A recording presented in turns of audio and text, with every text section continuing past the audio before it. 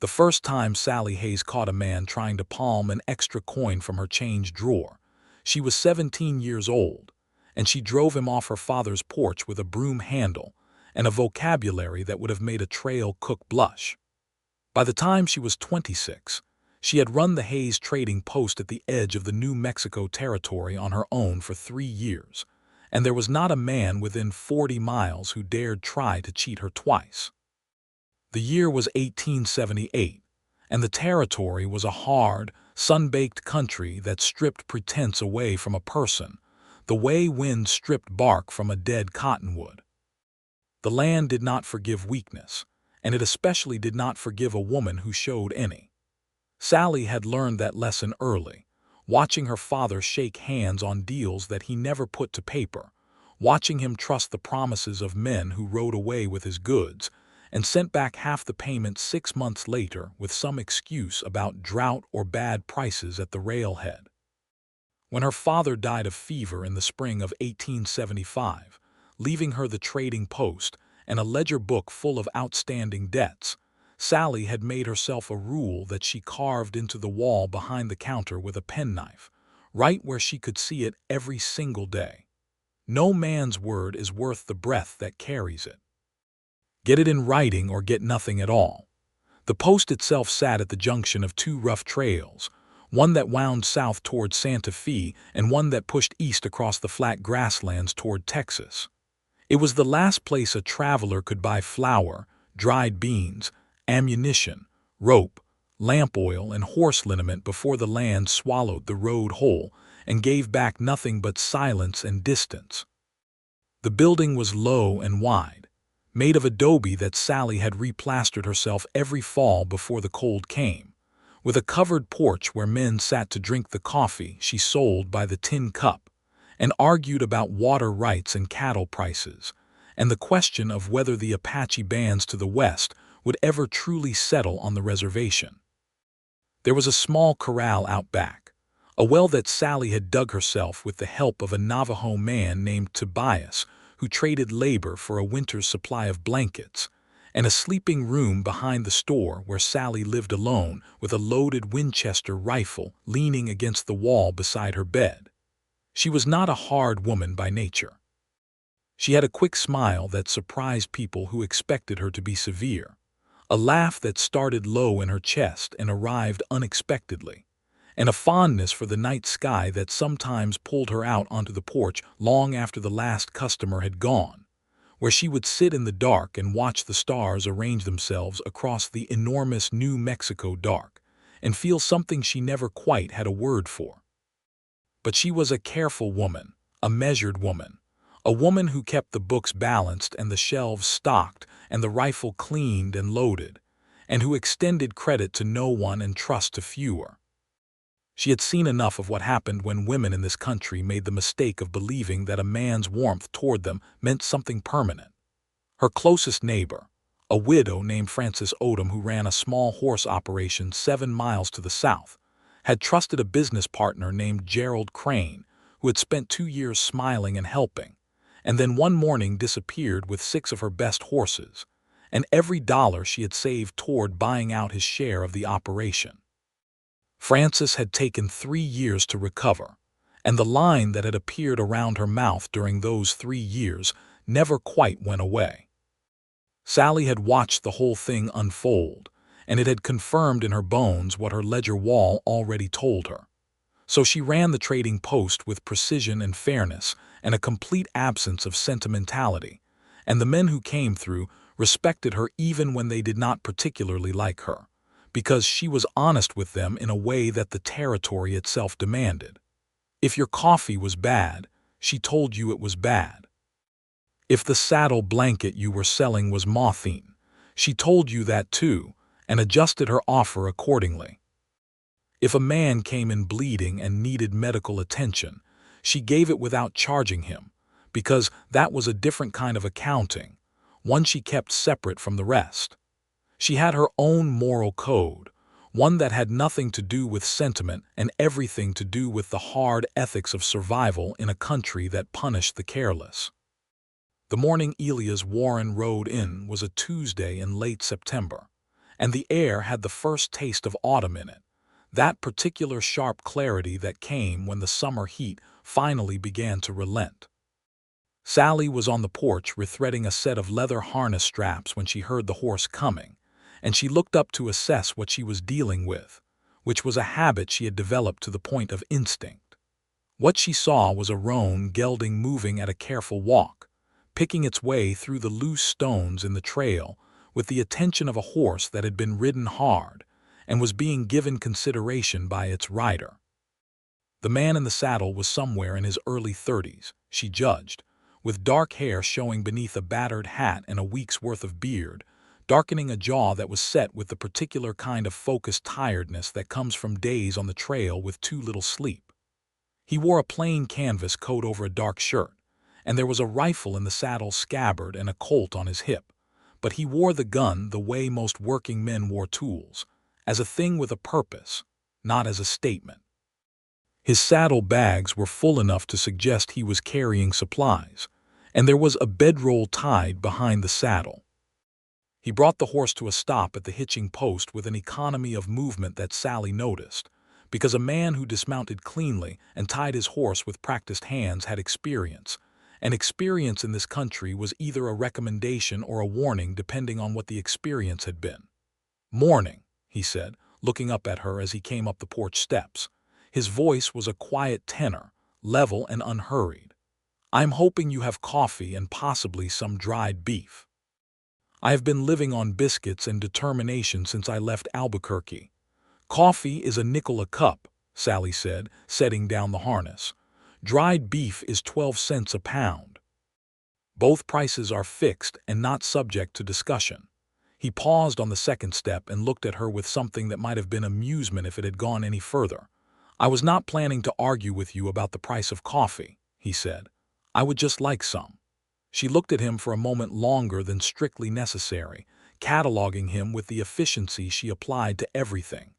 Clean boots despite the trail dust, which meant he was a man who paid attention to his equipment.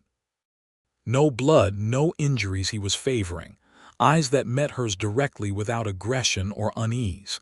She stepped back and opened the door. "Inside," she said, "I will bring the coffee." He came into the store and she watched him as she moved to the stove, tracking him the way she tracked every stranger. He did not immediately go to the counter. Instead, he stopped in the middle of the room and looked around at the shelves, and she saw his eyes doing what her own eyes did, moving systematically from one thing to another, reading the organization, noting what was there. It was an organized mind's response to a new space, and she registered that without attaching any particular weight to it. "You run this yourself?" he asked, not looking at her, still examining the shelves. "Yes," she said, and her voice carried the slight edge that warned a question had arrived at a line. "I ask because the organization is good," he said, turning to look at her now. "Most trading posts I have been through, you cannot find anything without asking. You have done this logically. Dry goods together, hardware together, medical supplies up where they are visible. Someone thought about what a person needs when they walk in." The flattery alarm that Sally had developed over years of running the post alone triggered immediately, because men flattered her when they wanted something beyond the stated price. But she also had a secondary response, one that recognized sincerity from performance, and this man did not sound like a man reciting a line. He sounded like a man noticing something true. She handed him the coffee without responding to the observation and named the price. He paid it exactly from a coin purse he pulled from his coat pocket. No rummaging, no theatrical search for the right coin. He had thought about paying before he reached the counter. "You passing through?" she asked, going back to the harness straps on the porch. She left the door open so she could hear the room. He came out after her with the coffee cup and sat on the edge of the porch railing rather than the bench, which left his back to the open ground, which was either a sign that he was not concerned about threats from that direction or that he was experienced enough not to need a wall behind him to feel secure. She decided it was the latter. "I am looking for a piece of land," he said, "east of here, near the Pecos drainage." I have a letter of survey from 6 months back saying there is a section of grassland there that has not been claimed. I am hoping it is still unclaimed when I get to it." "What is your name?" she asked. "Elias Warren," he said. "From Kansas originally. I spent some years in Colorado. I am done with Colorado." She did not ask why. People in the territory had reasons they arrived and reasons they left places, and none of it was her concern unless it affected the transaction between them. "Sallie Hayes," she said. "The land east of here along the Pecos is mixed. Some of it is good grass and some of it is clay hardpan that will break you. The good sections are going fast. There are 2 ranchers, the Dunbar family and a man named Preston, who have been pressing east along the river and buying out or squeezing out anyone small. You should know that before you go in." He looked at her with an expression she could not fully read, and then he said, "Why are you telling me that?" It was a fair question. She thought about it honestly. "Because it is true," she said. "And because a man who goes into a situation not knowing it is a contest is going to lose the contest. I have no stake in what you do with the information." He drank his coffee and looked out at the land for a moment, the long flat reach of it going brown and gold with early autumn, the sky above it enormous and very blue. "I appreciate honest information," he said finally. "It is rarer than water out here." She said nothing, because there was nothing she needed to add. She went back to the harness straps. He bought 3 pounds of dried beef, a bag of dried apples, 2 boxes of ammunition for a Winchester rifle, and a small tin of lamp oil. He paid for everything on the spot, asking no credit, making no arguments about price. He was polite to her in a businesslike way that did not cross into familiarity. When he had loaded his saddlebags, he came back to the porch and set the coffee cup on the railing precisely. "I may pass through again if the land situation takes time to work out," he said. "You are welcome to do that," she said, and went back to her work. She did not watch him ride away, but she heard the steady sound of the roan gelding's hooves on the hardpan trail going east, and she noted that it was the same measured, careful walk as when he had arrived. He was a man who treated his horse well regardless of whether anyone was watching. She filed that away and thought nothing more of it for 2 weeks. He came back on a Thursday, riding in at mid-morning with the particular look of a man who had encountered something more complicated than he had anticipated. There was mud on his boots and coat that told of wetter country east of the post, and his jaw was set harder than before, but he greeted her with the same level courtesy when he came up to the porch where she was tallying a delivery list from the supply wagon that had come through the day before. "I found the land," he said. "And the problem." She waited. "The section I identified in Albuquerque as unclaimed has a new claimant, man named Dunbar, just like you said. He filed a paper claim in Las Vegas, New Mexico, 3 weeks ago. The claim is, at the very best, questionable. The original survey I have shows the section as federal land. His claim relies on a purchase from a private party who almost certainly did not own what he was selling. But the paper exists, and I do not have the resources right now to fight it through the territorial courts." He stopped, organized his thoughts, and went on. "There is another section, slightly smaller, that is still clean federal land. No conflicting claims. Good grass, access to the river possible. But I need to file in person at the land office in Santa Fe before someone else does the same thing Dunbar did. The problem is I lost 3 days to rain and a washed-out creek crossing, and I am not sure I can make Santa Fe and back before the situation changes." Sallie had listened to all of this with her delivery list in her hands and her attention fully on him, because this was the kind of practical problem she understood well. She had dealt with land and claim issues herself, when 2 men had tried to argue that the road junction her trading post sat on gave them a right to build their own structure within 50 yards of her store. She had ridden to Santa Fe herself to contest it, and she had won, because she had a legal claim from 1873 that was unimpeachable. "The land office clerk in Santa Fe is a man named Hector Villanueva," she said. "He is thorough and fair. If you file with him and the claim is clean, it will hold. The issue is getting there and back before someone else files first. That is the issue exactly, he agreed. She put down the delivery list. What do you need? He looked at her directly, and something in his expression shifted slightly, as if he had expected her to be unhelpful and was recalibrating in real time. I need to know if you have a fast horse I could rent. My roan is good, but he is not a short-distance horse. He is built for long travel at a steady pace. If I need to cover the distance to Santa Fe quickly, and then make it back in time to be in the right place when I need to be there, I could use something faster for the Santa Fe leg. I have a bay mare, Sallie said. That is the fastest horse in this part of the territory. She is not for sale, but I rent her for 10 cents a mile going and 10 cents coming, with a deposit against her return that reflects her value. He did not flinch at this. He asked what the deposit would be. She told him $75, which was fair for the quality of the animal and the distance involved. He did not have $75 in cash, but he had a pocket watch that was silver with good hallmarks, and she judged it worth more than that, which she told him with complete frankness. The watch is worth $90, she said. I will hold it as security for $75 and return it to you plus $15 when you bring my mare back. He set the watch on her counter without hesitation. That is a fair arrangement, he said.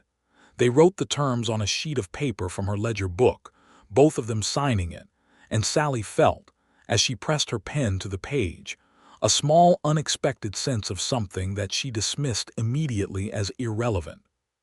He left the next morning on the bay mare, riding south and then west toward the Santa Fe road. Sallie watched the mare's clean, fast stride carry him down the trail and felt the perfectly ordinary anxiety of someone who had lent an expensive animal to a stranger, and told herself it was nothing more than that. He was back in 4 days, which was fast even for the bay mare. He arrived at the trading post in the late afternoon with the mare blowing but sound, in good condition, and with a filed claim receipt in his coat pocket. He showed her the receipt before he asked for the watch back, which she noted. He got the watch back plus the $15 just as the paper had stated. You have water in the trough, he asked, nodding toward the corral. Fresh this morning, she said. He unsaddled the mare himself and put her in the corral and spent 20 minutes with her, checking her legs and hooves, offering her a handful of dried apple from his pocket, letting her nose his shoulder while he spoke to her in a low voice. Sallie, who was doing an inventory check from the side window that gave her a view of the corral, watched this without intending to, and then stopped watching deliberately, because watching felt like something other than the ordinary vigilance she maintained toward all people on her property. He came back in and bought coffee and a hot meal, because she sold meals when she had the makings for them, and she had a pot of beans and salt pork on the stove that evening. He ate at the table she kept in the corner of the store for that purpose, eating neatly and without conversation until the beans were half done, and then he looked up and said, What brought you to this particular spot? It was a personal question, and she answered personal questions from strangers in approximately the same way she handled bad coin, by returning it to the payer with no ceremony. But she was at the counter doing her inventory count, and the question had arrived in a tone of genuine curiosity rather than the particular tone men used when they were building toward something they wanted, and she found herself answering before the refusal had fully assembled itself. My father built this post, she said. He chose the junction because both trails were established, and the nearest supply point in each direction was too far. It was good business thinking. When he died, it was the only thing he left that had any value, so I stayed with it. And you have been here alone since then, he said. It was not a question. Yes, she said. He nodded and went back to his beans, and the silence between them was, she noticed, not an uncomfortable one. It was the silence of two people who were each occupied with their own legitimate work and did not feel the need to fill space with noise. She had not noticed that quality in the silence before, in the silences she kept with the various men and women who passed through, because those silences were usually either awkward or pointed. This one was simply quiet. "What will you do with the land when you have it?" she asked, surprising herself. He looked up again. "Cattle," he said, "a small herd to start. I have been working other men's cattle operations in Colorado for 6 years and I know the work. I want to do it for myself. I want to build something permanent." He paused. "I know that sounds ordinary." "It does not sound ordinary to me," Sallie said. "It sounds like a reason." He finished the beans, paid the full price, and asked if the barn had space for a bedroll that night. She charged him 5 cents for the barn and went back to her inventory. And she listened to him cross the yard to the barn and close the door. And she did not think about the way the evening light had caught the angle of his jaw or the way he had looked at her, when she said his reason did not sound ordinary to her. She did not think about those things at all. He left the next morning heading east toward his land claim, and she told herself that was the end of it. He was back 2 weeks later with a problem. The Dunbar operation was pushing harder than anticipated. 3 Dunbar riders had appeared on the edge of Elias' claimed section and spent a day there with no clear purpose other than to establish a presence, which was an old method of pressure that everyone in the territory understood. It was not quite threatening, but it was meant to be felt, and it had been felt. Elias had the cleaner claim and the better legal standing, but legal standing in the territory in 1878 was only as good as the willingness and capacity to enforce it, and a man with 4 weeks of history in a place and no allies carried it lightly. Sallie listened to all of this over coffee at the counter, while the morning light came hard and flat through the east-facing window. She had her hands wrapped around her own cup, and she watched his face as he talked, reading the controlled frustration there and the underlying steadiness beneath it, the quality of a man who was angry about a thing but was not letting the anger make his decisions for him. "Dunbar is a known figure in this territory," she said when he had finished. "He has been pressing east along the river for 2 years. He has the kind of money that makes territorial officials nervous about crossing him. I do not say this to discourage you, only to make sure you understand what you are standing against." "I understand it," Elias said. "I am not afraid of men like Dunbar. I have worked for men like Dunbar. I know exactly how they operate and I know where their methods have limits." He turned the coffee cup in his hands. "What I need is information. What is known about his claim operation? Who handles his legal work? Is there anyone in the territory with a grievance against him who has documented evidence?" Sallie set down her cup. She had information. She had been running a trading post at the junction of 2 major trails for 3 years, which meant every traveler, every rancher, every rider, every supply driver who moved through this part of the territory had come through her door at some point, and she listened to everything and remembered most of it. She had a quality that she had never assigned a particular name to, a way of filing things away that other people said aloud as passing observations, things that she recognized as potentially useful before the speaker had finished the sentence. She knew that Dunbar's legal work was handled by a lawyer named Trask who operated out of Las Vegas, New Mexico, and that Trask had a reputation for document work that was creative rather than accurate. She knew that a rancher named Solano, who had tried to hold a water claim against Dunbar the previous year, had been forced out by a combination of legal pressure and a mysteriously timed illness among his cattle herd, and that Solano was now running a small operation near Mora and had never stopped being angry about it. She knew that one of the supply drivers who came through her post regularly, a quiet man named Archie, had told her 6 months ago that he had once delivered a package for Trask's office to a man who turned out to be a county clerk, and that the package had contained something that made Archie decide he would never carry a package for Trask again. She had filed that away under the general category of useful if the situation ever arose. The situation had arisen. She told Elias all of it, and she watched his face as he listened, the way the information landed in him and was immediately organized and assessed. He did not interrupt. He did not ask questions until she had finished, and then the questions he asked were precise and relevant, and demonstrated that he had understood what she said the first time and was now building on it rather than asking for repetition. When they were done talking, he was quiet for a moment, and then he said, "You have helped me considerably. I am aware that this is beyond the services of a trading post, and I would like to. Do not offer me money for telling you things that are true," she said, and it came out sharper than she intended, because the offer had felt wrong in a way she could not immediately articulate. He stopped. He looked at her with that recalibrating expression she was beginning to recognize. "All right," he said. "Then let me simply say that I am grateful and that I understand this is not a small thing you have done." She nodded and took both their cups to the basin. "If you are going to Mora to find Solano, I have a letter of introduction I can give you. He has been here before and he knows my word is worth something." "I would be glad of that," Elias said. "Thank you, Sallie."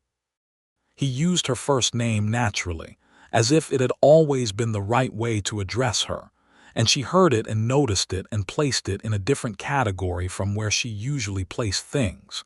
He wrote to Mora. He found Solano. He came back through the trading post 10 days later looking like a man who had turned a corner, and he had documents.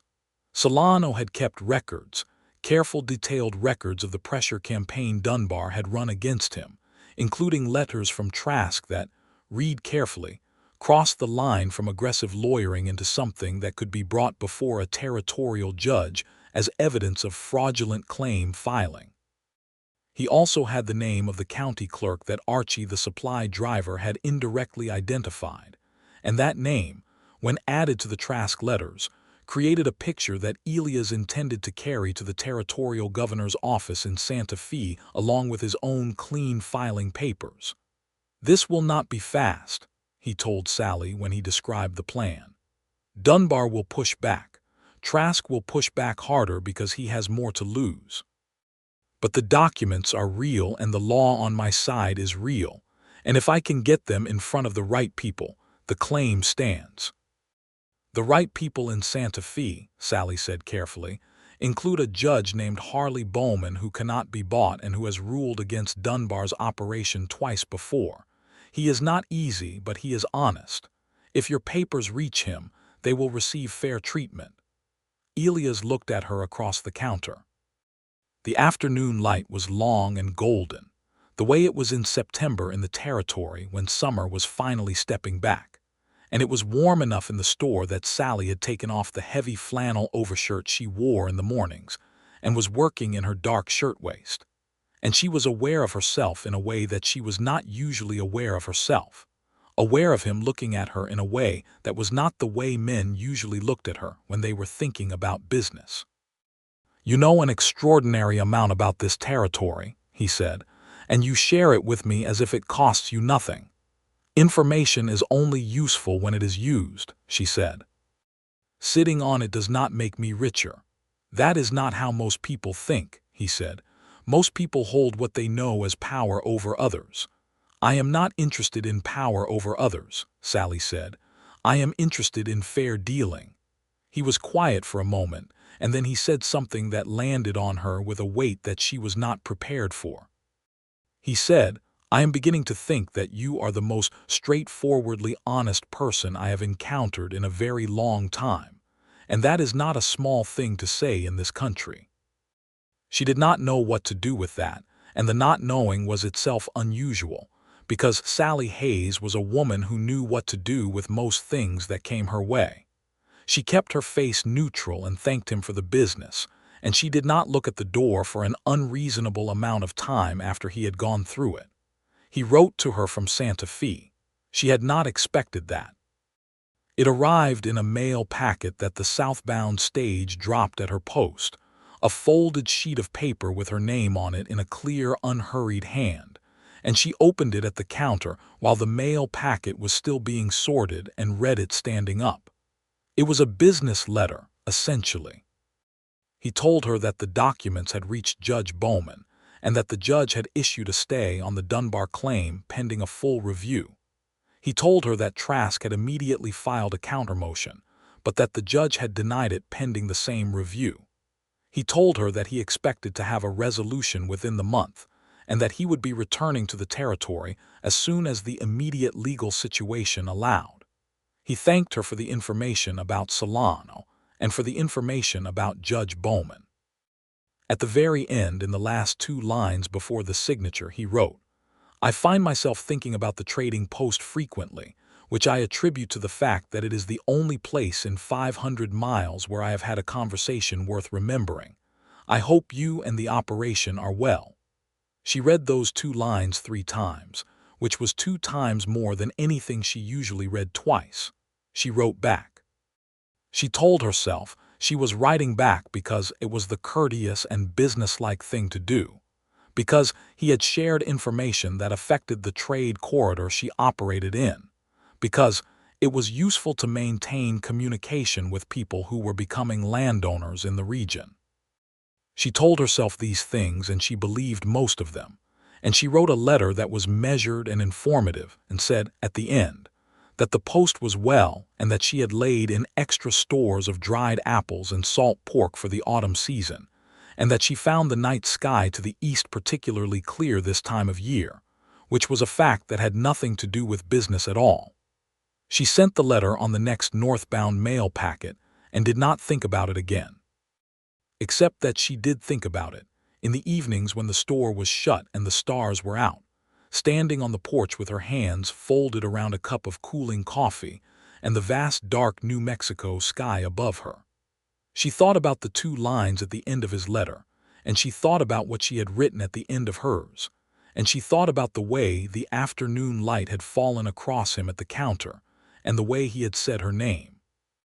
She thought about her rule, carved into the wall behind the counter in penknife letters, and she thought about the difference between a word given carelessly and a word supported by consistent action, and she thought about the fact that Elias Warren had never once in all their interactions told her something that turned out to be untrue, had never tried to pay less than the stated price, had never tried to charm her into a better deal, had returned her horse in good condition, had signed and honored a written agreement, and had written her a letter. She thought about all of this, and then she stopped thinking about it, or tried to, or told herself she had. He came back in October, and when he came through the door this time, something was different. Not in him exactly, because he was the same man, the same level courtesy, the same quiet efficiency, but the context was different. He was no longer a stranger passing through.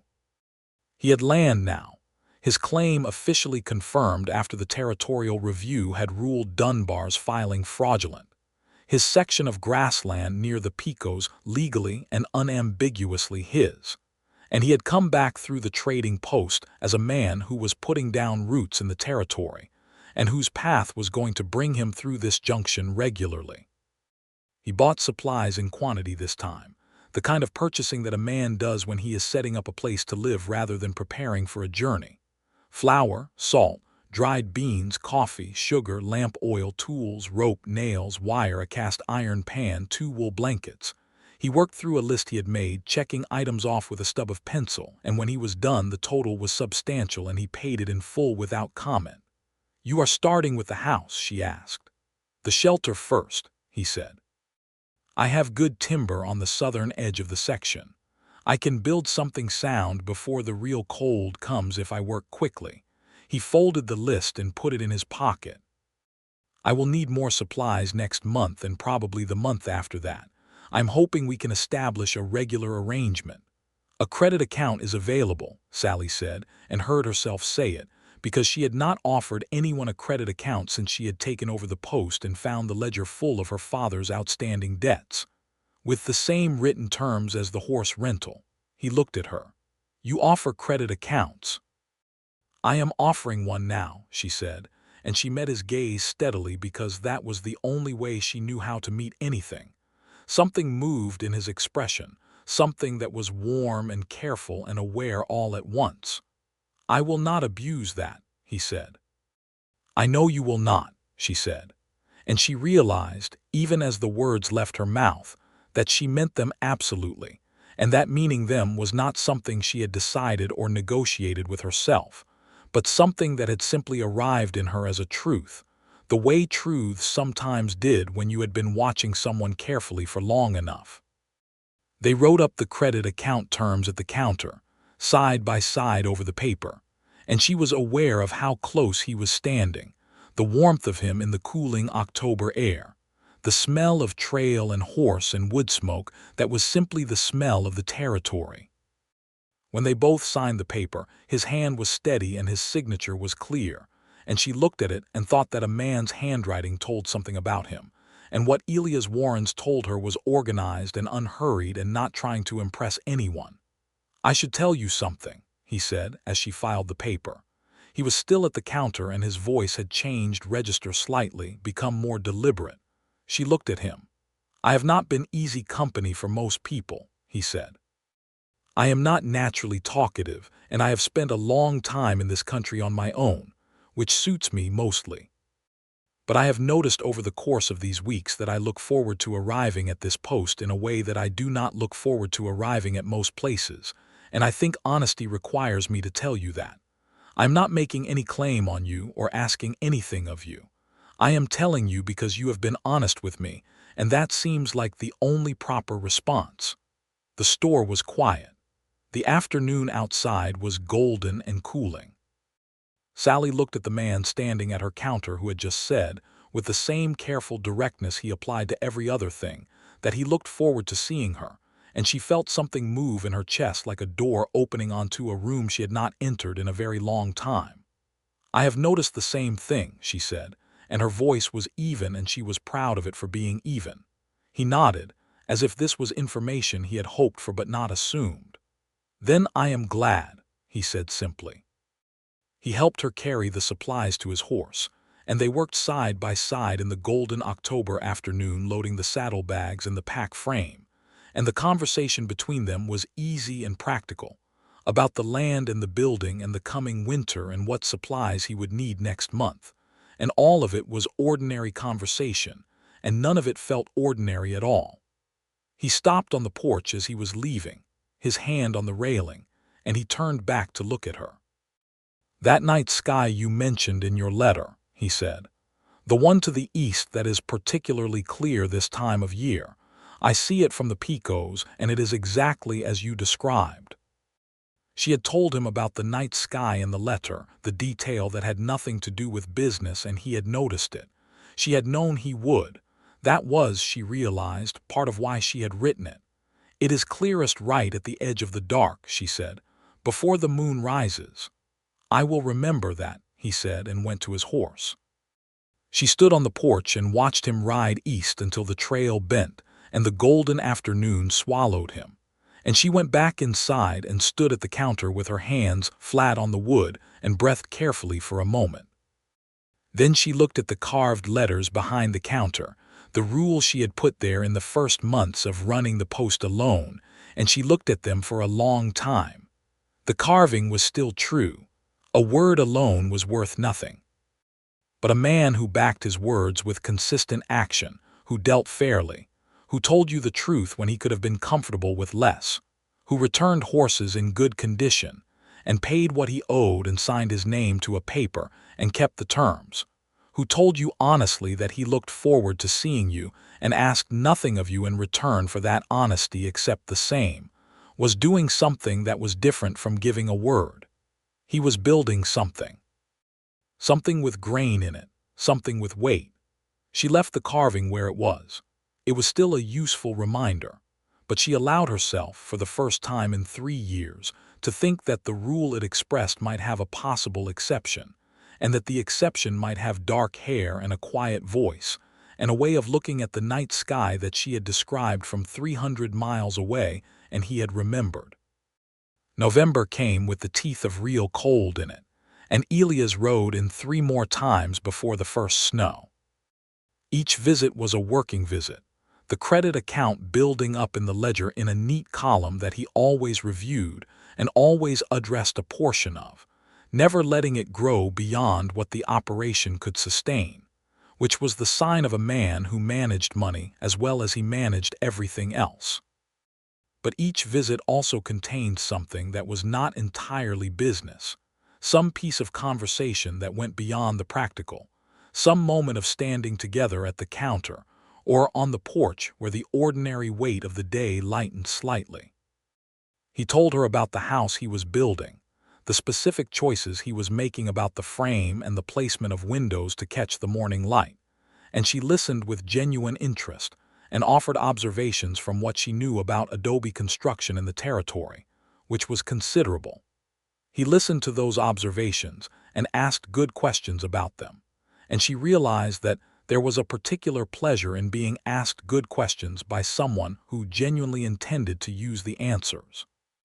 She told him, one evening when the light had gone and she had offered coffee before he made the ride back east, about her father and the ledger full of debts, and how she had ridden to Santa Fe to contest the building rights of the two men who had tried to crowd her post, and he listened to all of it with the same complete attention he gave everything, and when she was done he said, "You have built something real here, Sallie, and you have done it by refusing to accept less than it deserved.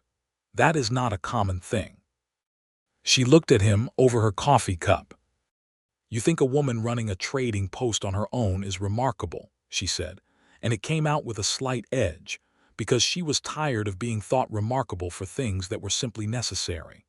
"No," he said immediately. "I think a person who holds to a fair standard in an unfair environment and does not compromise down is remarkable. The fact that you are a woman in a country that makes things harder for women by design is an injustice, and I do not pretend otherwise. But what I am calling remarkable is the quality itself, not the obstacle you have had to carry it through." She was silent for a moment. The fire in the stove ticked and settled. "That is a carefully made distinction," she said. "I try to say true things," he said. The first snow came in the second week of November, and Elias stayed 3 days at the trading post because the trail east became impassable before he could get back to his land. He slept in the barn, paid for it, and during the days he worked.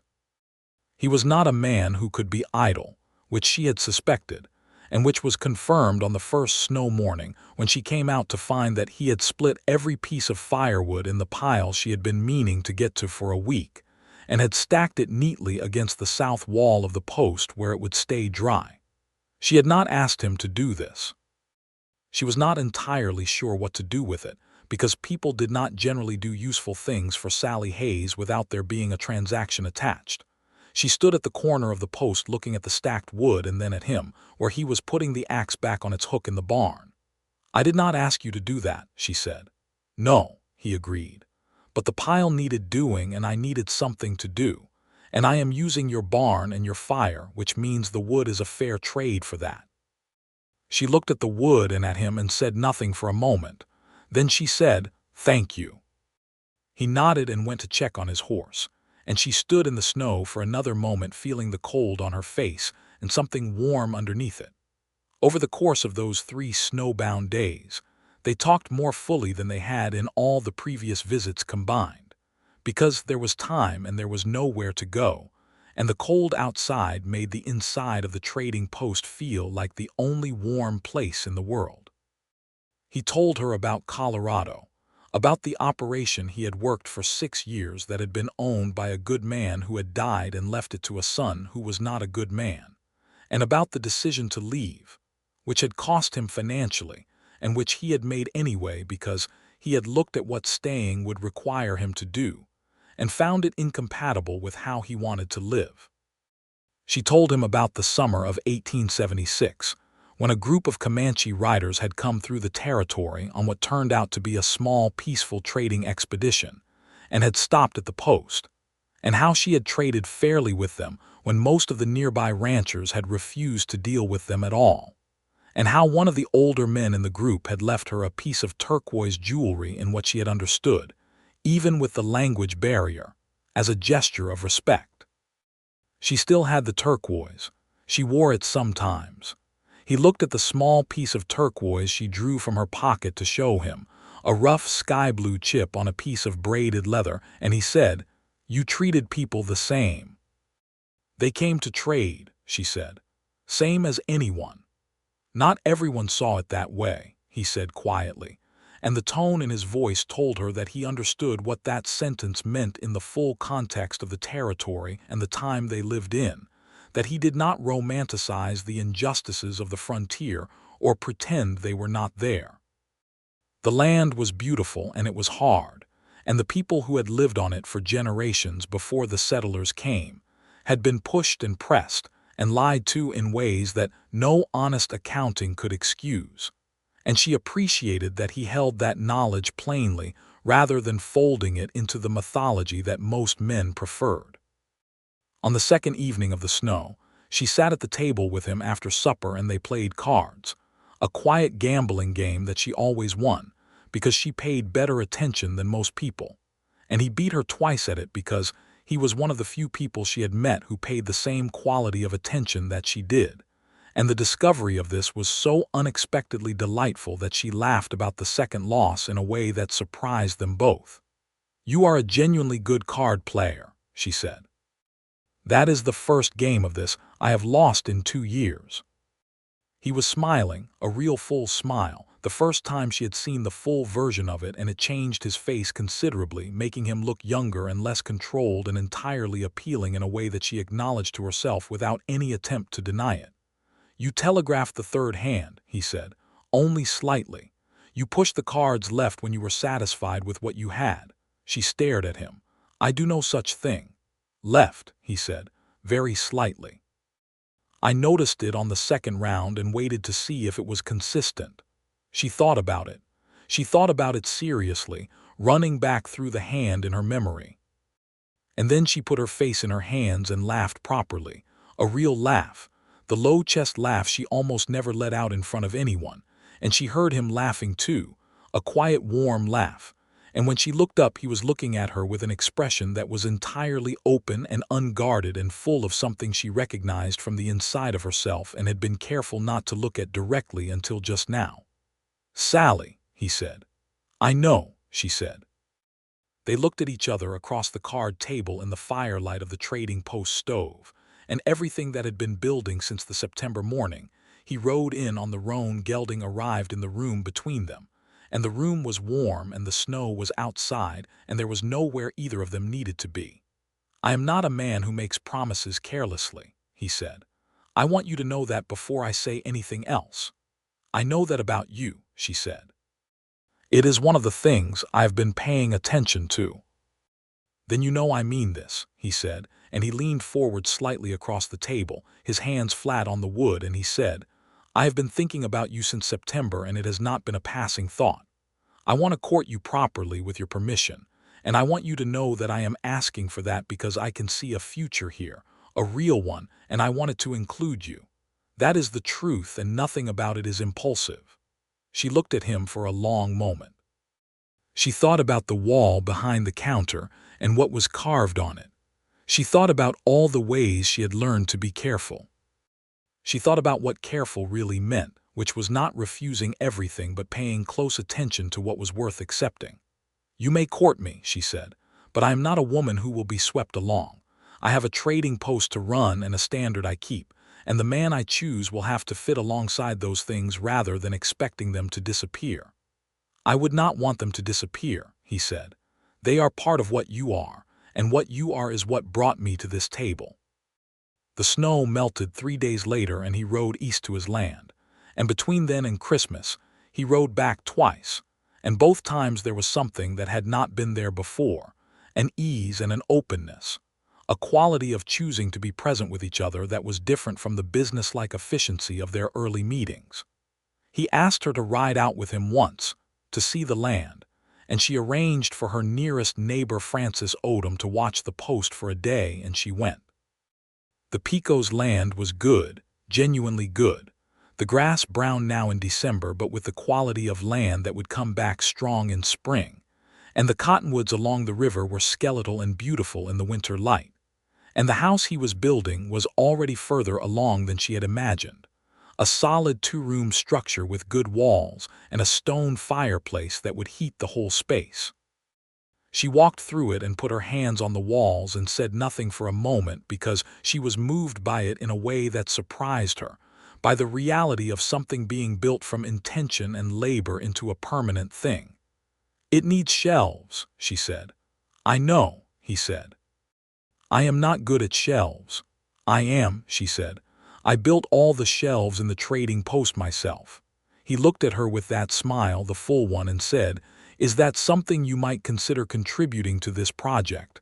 "Possibly," she said, "depending on how the project develops." He reached out and took her hand. There in the unfinished room, with the winter light coming through the unglazed windows, and the touch was deliberate and gentle, and said everything that the conversation was carefully approaching from the outside. She let him hold her hand, and she turned to look at him, and he looked back, and the distance between them closed slowly and inevitably, and the kiss was quiet and careful and absolutely certain on both sides. She rode back to the trading post that afternoon with the late December light going gold and cold around her, and she felt something she had not let herself feel in 3 years of running the post alone, something expansive and warm and slightly terrifying and entirely real. She felt it and she let herself feel it, which was its own kind of courage, the kind that was harder than anything in a ledger book. Christmas came and went with a quiet dignity. Elias spent it at the trading post, because the distance to his land in the December cold was not sensible for a single day, and Sallie found that having him there was not a disruption, but an addition, the way a good piece of furniture completes a room without crowding it. They ate a proper Christmas dinner that she made from the best of her stores, a roasted chicken and dried apple pudding and coffee sweetened with the last of the sugar she had been saving. And they sat at the table long after the food was gone and talked and laughed and were entirely comfortable in each other's company in a way that is very rare and very precious, and felt, to both of them, like something they had been moving toward without knowing it. He gave her a gift, a journal, bound in dark leather, with blank pages. "For keeping accounts," he said, "or for the other things you think about, whatever you need it for." She had nothing planned for him, which she told him honestly and without apology. "I did not know we were exchanging gifts," she said. "We were not formally," he said. "I saw it in a shop in Santa Fe when I was filing the claim papers, and I thought of you, so I bought it." She held the journal and looked at him and said, "I am going to think of something appropriate to give you, and when I do, you will receive it without making it into a discussion about whether you deserve it." He put up his hands in a gesture of complete surrender, and she laughed, and it was a good Christmas. January was brutal and beautiful in equal measure, the cold coming down from the north with a seriousness that locked the territory into a white silence for weeks at a time. Trade at the post was reduced to the hardiest travelers and the most urgent needs, and there was less to do in the days, which meant more time in the evenings for the kind of long, honest conversation that Sallie had begun to think of as her favorite thing, which was itself a significant personal development. Elias came when the weather allowed and stayed when it did not, and the arrangement between them was unspoken but clear, and the understanding of each other that was growing between them had the quality of something built on good materials. He told her about his parents, his father, who had been a farmer in Kansas and died of a heart attack when Elias was 19, his mother, who had gone to live with a sister in Missouri and whom he wrote to twice a year. He told her about a woman he had nearly married in Colorado, a story he told without dramatics and with a fair account of his own failures in it, which she respected, because a man who tells his own unflattering history without requiring sympathy is a man who has thought about it honestly. She told him about the men who had tried to court her in the years before she took over the post, and about the one after, a cattle buyer named Hartwell who had been charming and attentive, and whom she had spent 3 months getting to know before discovering that he had a wife in Texas.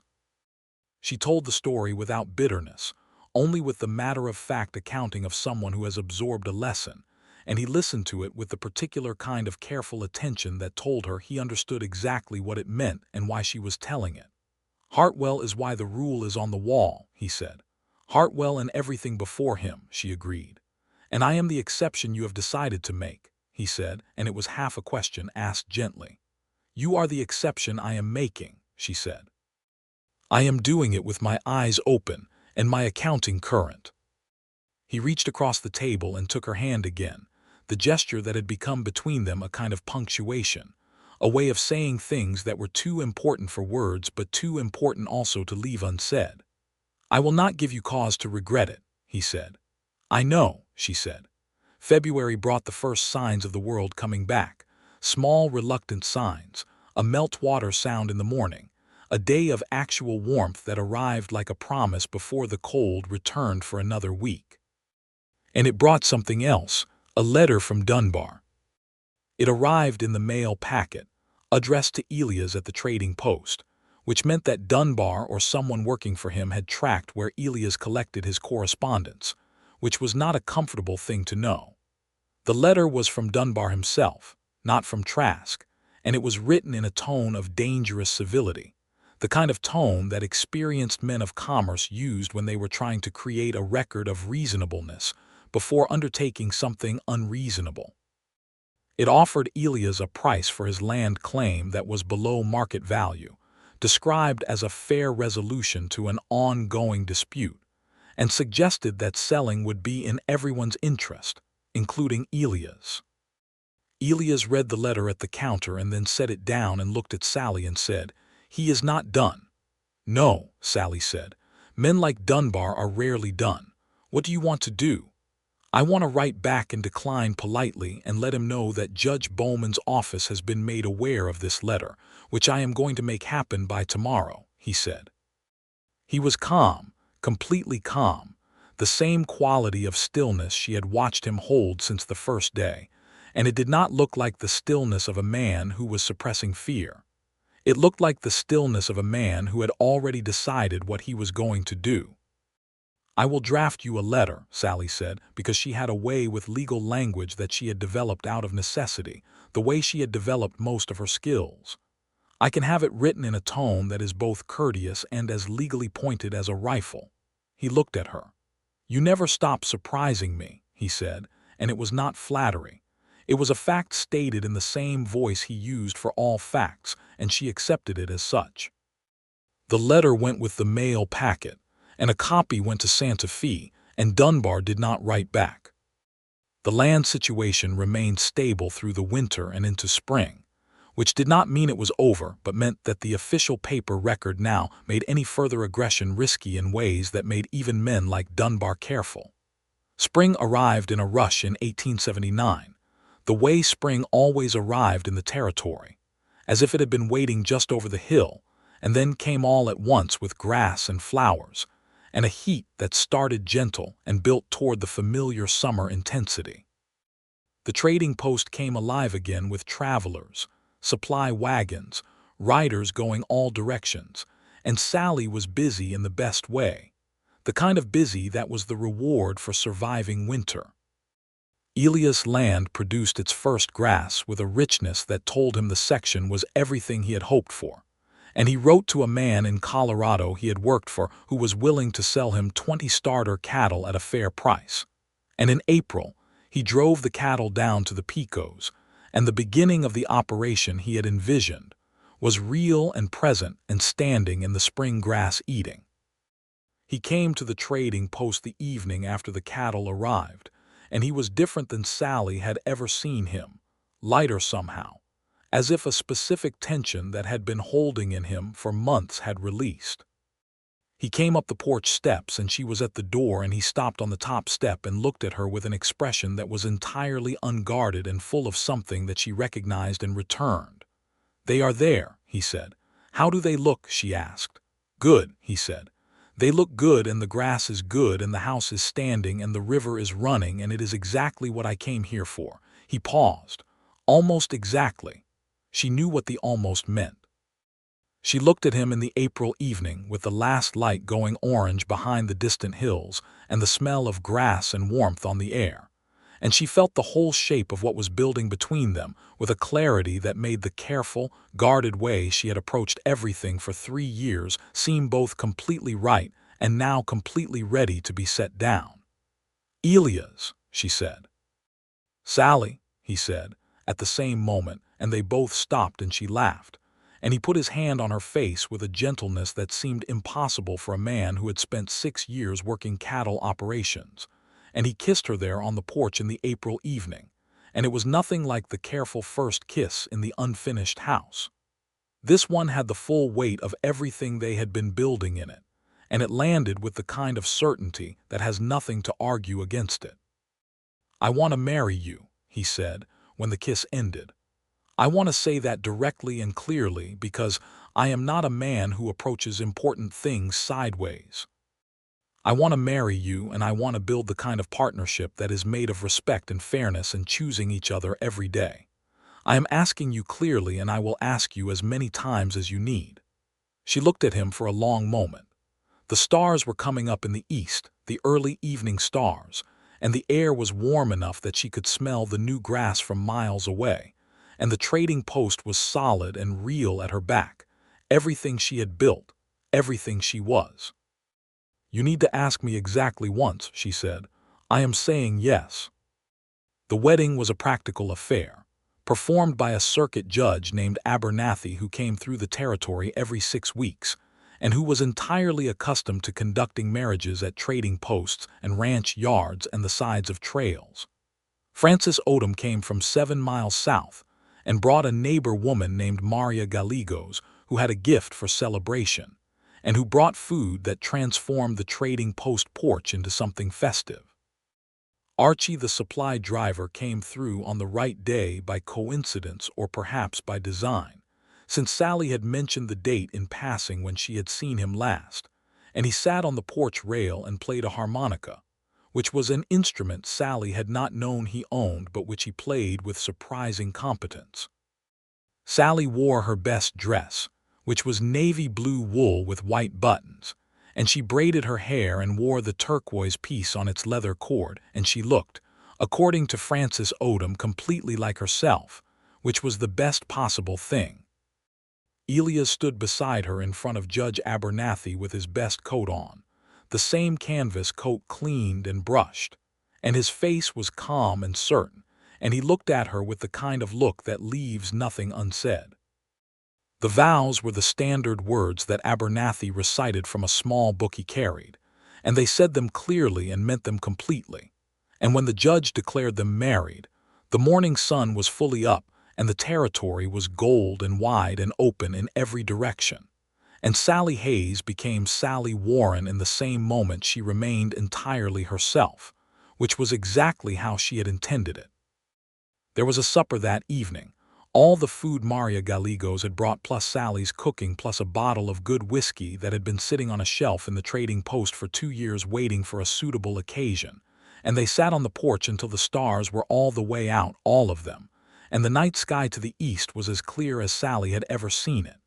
"I told you it was clear," she said to Elias, tilting her head back to look at the full, brilliant sweep of it. "You were accurate," he said. He had his arm around her and she was leaning against him, and the weight of him was familiar and solid, and she had discovered in the months of his courtship that she was a person who liked physical closeness when it was the right person, which was information she had not had about herself before. "What does the trading post become now?" Frances asked, from the other side of the porch where she was sitting with a cup of the whiskey. "The trading post stays the trading post," Sallie said, with a certainty that left no room for interpretation. "I built it and I run it, and that does not change." "I would not dream of suggesting it change," Elias said, and she turned to look at him to see if he meant it, and she saw immediately that he did. "His land is a day's ride east," Sallie said to Frances. "We will divide our time between both operations. The trading post and the cattle land are not in competition with each other. They make each other more viable." Frances raised her cup. "A genuinely practical romance," she said. "I love it." The summer of 1879 settled into a rhythm that Sallie found, to her own considerable surprise, to be better than the rhythm she had kept before. Not because anything was easier, because nothing about running a trading post at the edge of the territory became easier simply because you had a husband, but because there was a particular quality to the days that was different. a quality of being seen and known and chosen that she had dismissed as a luxury for years, and had discovered was something closer to a foundation. They divided their time as she had described to Francis, Elias spending most of his time on the Pico's land, where the cattle operation demanded constant attention, riding to the trading post several times a week for supplies and correspondence, and for the evenings when they sat at the table in the back room of the post and went over both operations books together, which was something Sallie had expected to be territorial about and discovered she was not. Because Elias' approach to the accounting was as honest and careful as her own. He was good with people, which she had known but which she now saw at closer range. The way he spoke with travelers who came through the post, direct and fair. The way he dealt with the Navajo and Apache traders who came through on their own routes, with a respect and a practical acknowledgement of their expertise that was not universal among the settlers of the territory, and that she had always practiced herself. She had worried slightly, in the early months of their marriage, that he might try to alter her methods at the post in the way that even well-meaning men sometimes assumed authority they had not been granted. He did nothing of the kind. He asked questions when he was curious and offered observations when she asked for them, and otherwise trusted her judgment as completely in her domain as she trusted his in his. In August, she told him she was expecting a child. She told him at the counter, because that was where she told him most things, over the coffee cups in the morning with the light coming in the east window, and she watched his face as the information arrived in him, and she saw it go through him like a wave, an expression she had never seen on him before, something open and undefended and entirely undone in the best possible way. He came around the counter and took her hands in both of his carefully, as if they were something precious, which was a gesture she generally found condescending, but which in this moment felt simply like the truth of how he was feeling. "Are you well?" he asked first, which was the right question. "I am well," she said. "I feel fine. Frances told me her neighbor woman Maria has delivered more babies than any doctor within 60 miles, and I intend to have her here when the time comes." "Whatever you need," he said, "whatever you decide is best." "Good," she said.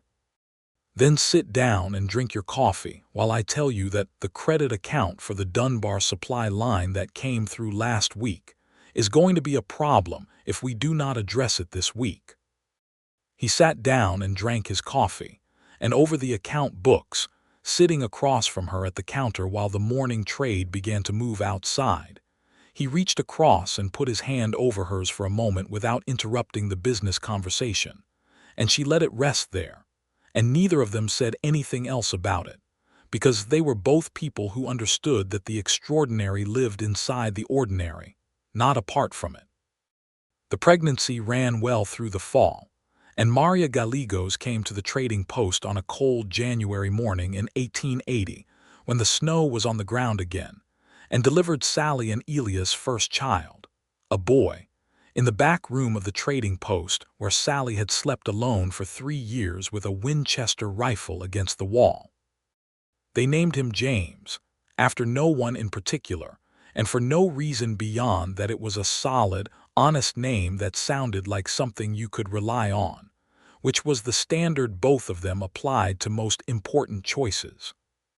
James Warren came into the world with a considerable opinion about the matter, and expressed it loudly for approximately 10 minutes before settling into the business of existing with a determination that Elias observed made him look like his mother.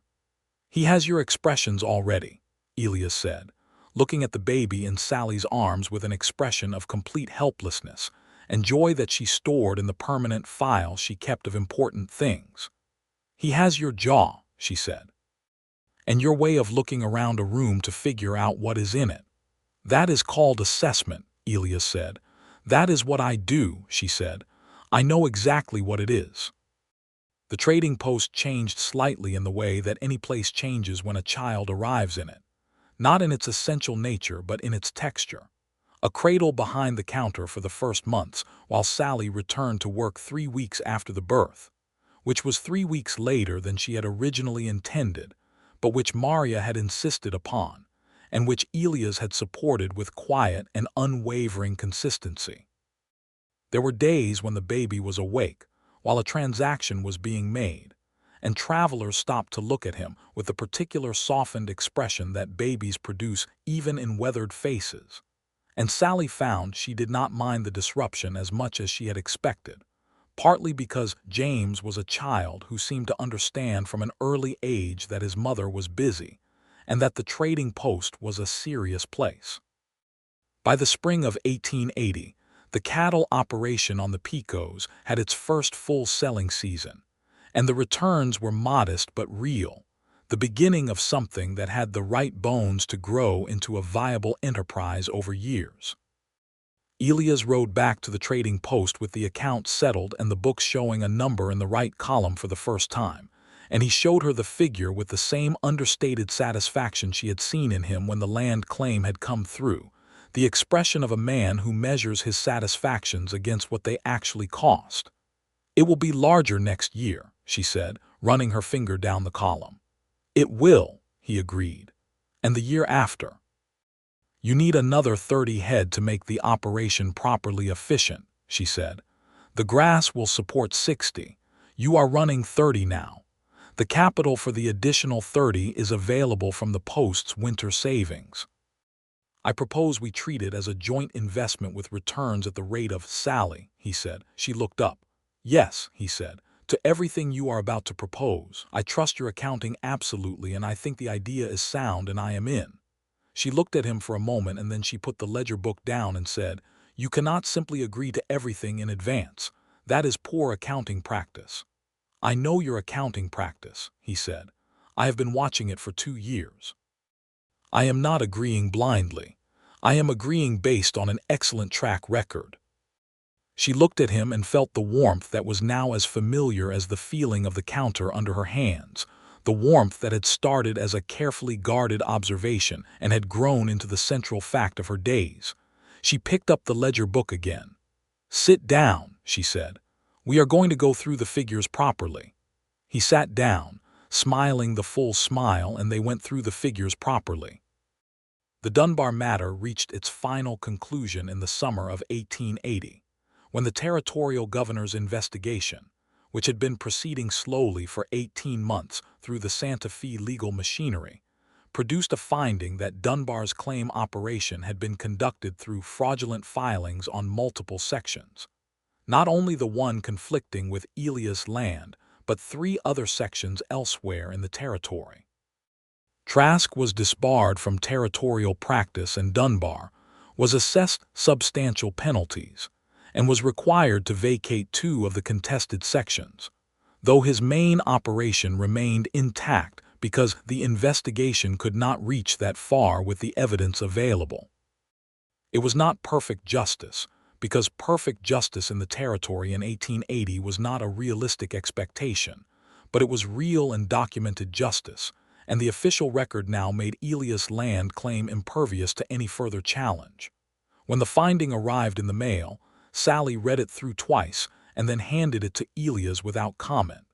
He read it and set it down and looked at her.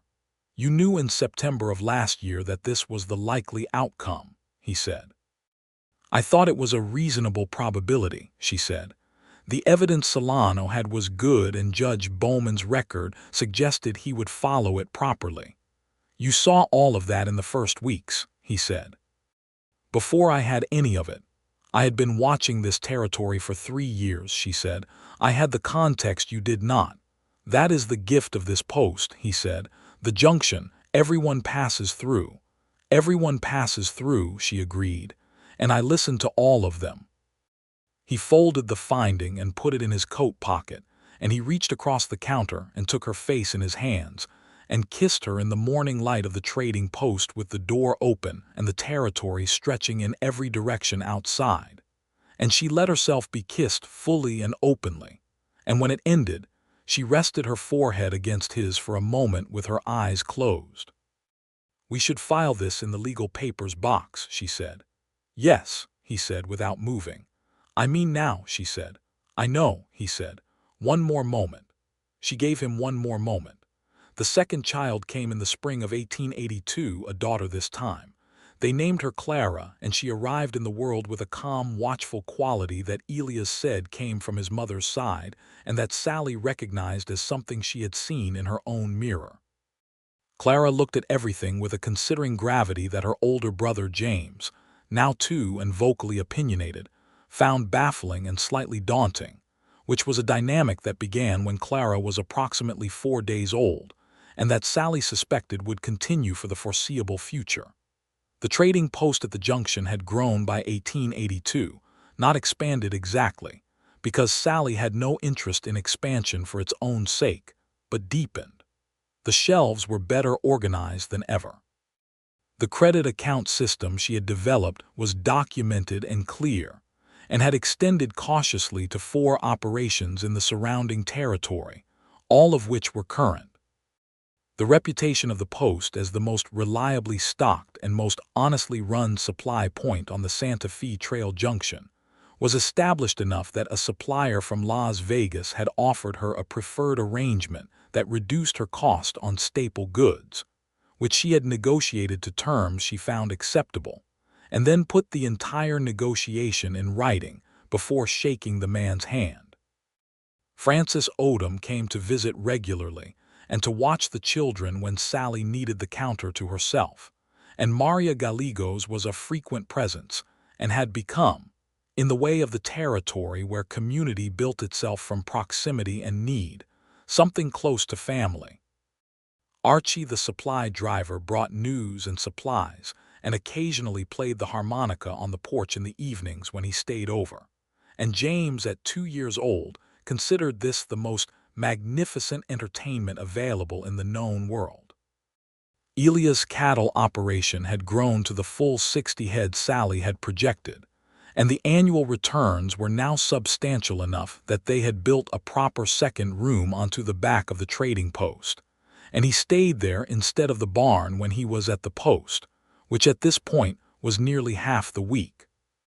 They talked about whether to build something at the Pico's land that would function as a proper family home and continue to maintain the trading post as the commercial operation, and they talked about it honestly and at length, the way they talked about everything, and the conclusion they reached was that the trading post was the center of what they were, and that the Pico's land was the supporting operation, and that they would maintain both and make the travel between them simply a part of how they lived.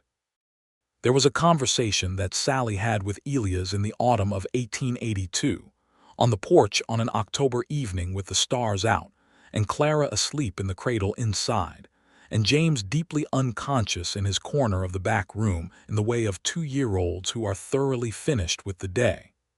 The conversation began over nothing particular and arrived somewhere she had not expected. She had been thinking about the rule on the wall, the carved letters behind the counter that had been there since the first months of the post, worn a little smoother now but still legible. She had been thinking about it because she had seen a young woman on the trail that morning, traveling alone on a mule, heading south, with the particular set of the shoulders that Sallie recognized as someone carrying more weight than the mule was. She had stopped the young woman and offered coffee and asked no questions, and the woman had sat on the porch for 20 minutes in the kind of silence that was not comfortable but was necessary, and then had thanked Sallie and ridden on, and Sallie had watched her go and felt the full weight of what it meant to be a woman alone in this country. "The rule on the wall," she said to Elias, looking at the stars. "Do you think I should take it down?" He considered the question with the seriousness she had learned to expect from him on questions that mattered. "What does it mean to you now?" he asked. "It means something still," she said. "Just not quite what it meant when I carved it. It was about survival then, about not being destroyed by carelessness. It is still true. Words without action are nothing, but I think there is something underneath it that I understand better now." "What is that?" he asked. "That the rule was never about not trusting," she said. "It was about being worth trusting, about dealing in things that are real, about not building on air." She paused. "You did not ask me to trust you. You gave me reasons." "That is not the same thing." He was quiet for a moment, looking at the stars the way he did when he was thinking fully about something. "The rule stayed true," he said finally. "You just found someone who satisfied it." She turned to look at him. He was looking at her now, not the stars, and his face in the starlight was the face she knew better than any landscape she had ever traveled, the face she had been reading since September 1878, every expression and every quietness of it fully legible to her now. "I did not go looking for an exception," she said. "I know," he said. "Neither did I, but here we are." "Here we are," she agreed, and she leaned into him on the October porch with the stars enormous above them and the territory going on in every direction, beautiful and hard and full of everything that people had built here at the cost of everything they had. She put her head on his shoulder and his arm came around her, and they stayed there for a long time without talking, which was something they were both perfectly fluent in. In the spring of 1883, a young man came through the trading post on a horse that was too good for the saddle it carried, which is the kind of detail that Sallie noted automatically. He was 20, perhaps 21, with a nervous energy and quick eyes, and he bought supplies and asked questions about the road to the Texas border that were slightly too specific about distances and timing. She answered his questions factually and watched him go, and then sent a note with the next rider heading south to a sheriff's deputy she knew operated out of a town 40 miles down the trail, describing the horse's brand and the man's appearance. She did not know for certain that he was anything other than a nervous young man in a hurry, but she had been sitting at this junction for 8 years, and she trusted what the details told her when they assembled in a certain way. She told Elias about it that evening when he came in from the Picos, and he listened and said, "What did your instinct say?" "That he was afraid of something behind him," she said. "Then you did right," he said. 2 weeks later, the deputy she had written to sent a note back through the mail packet saying that the horse brand had matched a theft report out of Albuquerque, and that the young man had been located and the horse returned to its owner. The young man had turned out to be 17 and had taken the horse on an impulse and panicked, which was not the most serious crime imaginable, but was a crime nonetheless. And the deputy's note added that the boy had been sent back to his family rather than jailed, which Sallie thought was probably the right outcome for a 17-year-old panic. She filed the note in the correspondence box and thought about the young woman on the mule and the young man on the stolen horse, and all the people who moved through the junction with their stories half told. And she thought about what it meant to be a fixed point in a landscape of movement, a place people could stop and receive fairness, which was not a small thing in a territory where fairness was distributed unevenly, and often according to who you were rather than what you deserved. She went to the wall behind the counter and looked at the carved letters, worn now with years of her own hands passing near them, part of the wall the way the adobe was part of the wall. She thought about taking them down, and she decided, finally, not to. They were true. They had always been true. Get it in writing or get nothing at all. Trust built from action, not from words alone. She kept the rule, and she kept the exception she had made to the thing underneath the rule, the thing that had been not distrust of men but distrust of the careless, and she had never in her life had cause to regret making that exception. The years settled into a life that had all the hardness and all the richness that the territory could produce in a person who was willing to meet it fairly. The trading post at the junction continued to operate, season after season, its shelves stocked and its accounts kept in Sallie's precise handwriting, its prices fair and its credit terms clear, its reputation for honest dealing spreading further as the territory filled in around it, and more travelers and settlers and operators came through the junction and found what had always been there.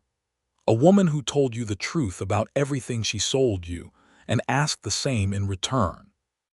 James grew into a boy who had his father's quiet attention and his mother's absolute precision with numbers, and who could by the age of 6 run the coffee operation on the porch, with a reliability that Sallie found both impressive and faintly amusing. Clara grew into a girl who observed everything and spoke rarely, and when she did speak said things that stopped the room, which was a quality her parents both recognized and neither of them would have traded. Elias' cattle operation continued to grow with the measured intentionality he applied to everything, and by 1885 it was a genuine working ranch. 60 had grown to 120, with a hired hand named Tomaz who had come up from Sonora, and was the best cattle worker Elias had seen in 20 years of the business, and who stayed on because Elias paid fairly and on time and treated him as a man with a skill rather than a body with a use.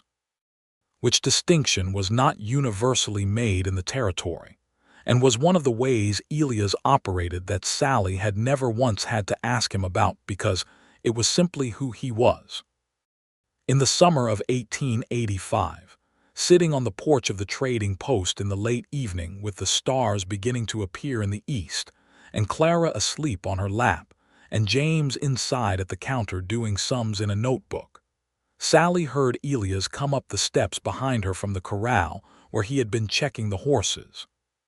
He came and sat beside her on the porch bench, and she felt him settle, that familiar particular weight of him next to her, and she shifted Clara slightly so his shoulder was available, and he took the offered space without needing to be told twice. "Good evening," he said. "Good evening," she said. They were quiet for a while, watching the stars multiply across the enormous New Mexico dark, and the post was solid behind them and the territory was open ahead of them, and everything they had built over 7 years was real and present and theirs. "I was thinking today," Elias said, "about September of '78. "What about it?" she asked. "I almost did not stop here," he said. "I almost pushed through to the next water point. My canteen was still half full and I thought I could make it another 10 miles before stopping." She looked up at him. "What made you stop?" "The horse was tired," he said. "I made a practical decision based on the needs of the animal, and it turned out to be the best decision I have ever made." She looked at him for a long moment, at the face she knew entirely, and she felt the whole length of what they were to each other like a road you could look back along and see clearly from beginning to present, every turning and every piece of ground covered. She had run this trading post at the edge of the territory for 3 years alone, and she had made herself a rule, and she had kept the rule, and she had found within the keeping of it a man who satisfied every requirement she had ever set, not because she had lowered the requirements, but because the requirements had been right all along, and he had simply been the man who met them. "Tell the horse I am grateful," she said. He laughed, the quiet, warm laugh she had first heard in the firelit trading post on a snowbound evening over a card game, and it was exactly the same laugh, and she loved it exactly as much. James appeared in the doorway behind them holding his notebook. "Mama," he said, "I think I have found an error in the supply account from last month. Do you want to look at it now or tomorrow?" Sallie looked at her son, 7 years old, with his father's careful eyes and her own sense of order, standing in the doorway of the trading post she had built into something real, holding a ledger notebook with a found error in it. She felt something so full and so specific that it had no name adequate to its dimensions. "Tomorrow," she said. "Come and see the stars first." He came and sat on the porch step below them and tipped his head back and looked at the stars with the same quality of full attention that both his parents brought to everything. And Clara stirred slightly in Sallie's lap and made a small satisfied sound, and Elias' arm was warm around her shoulders, and the New Mexico night sky was as clear as it had ever been, every star distinct and brilliant and permanent against the enormous dark. The trading post stood at the junction of 2 trails at the edge of the territory, exactly as it had stood since 1872, solid adobe walls and a covered porch and a well and a corral and a stove that was always warm, and the rule was still carved in the wall behind the counter in penknife letters worn smooth from years of the same hands passing near it. And it was still true, every word of it, and the exception was true as well, and both of those things could be true at once. And in Sallie Warren's careful and rigorous accounting of the world, the fact that they could be true at once was the most important thing she had ever written down. The stars continued their crossing overhead, patient and complete, and the territory went on and on in the dark around them, beautiful and difficult and full of everything that people built when they decided to build honestly. And the family on the porch sat together in the particular richness of ordinary evening. And the night was long and clear, and full of the kind of quiet that only comes to people who have worked hard for it, and found it worth everything the work cost. The bay mare in the corral shifted and blew softly, and the cottonwoods along the distant river rustled in a warm breath of night wind, and Elias pressed a kiss to the top of Sally's head without any comment or occasion, because he was a man who did such things simply and without needing a reason. And she closed her eyes for a moment in the warm dark, and was entirely, completely, and permanently at home.